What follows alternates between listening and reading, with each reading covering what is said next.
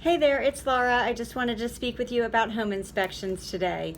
Once a contract has been accepted, generally a seller is super excited that they no longer have to clean their house in a hurry and vacate for showings. Typically, the next step would be that the buyer would schedule and attend a home inspection.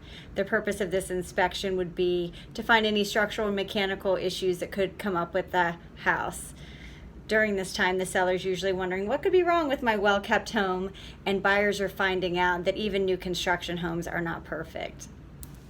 After coming up with a list of home inspection request items and consulting with their real estate agent, there are two ways to handle these requests. One, you can either ask the seller to complete them prior to closing, or two, you can negotiate a credit on your behalf as a buyer, ultimately reducing the amount of closing costs that you need to come to the table with.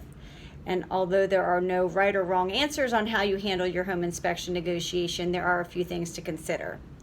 When it comes to having the repairs actually done, that's certainly straightforward and easy because as a buyer moving in, unpacking boxes, you're already a little stressed and harried and may not want to call contractors and schedule a few repairs to be made.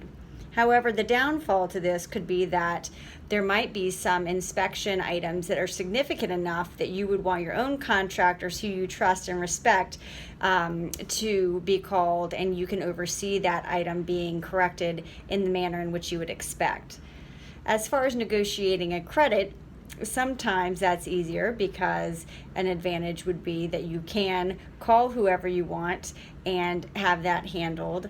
It usually also makes a pre-settlement walkthrough easier because you won't have any kind of conflict about how a repair was made. A downside to negotiating a credit versus having a repair done would be that maybe once a repair is halfway through, something else arises and maybe you didn't negotiate enough money to handle the overall request. The way a home inspection is negotiated is really done on a case-by-case basis, depending on the type of items that needed to be completed, the financing situation of the buyer, and how the overall transaction is going.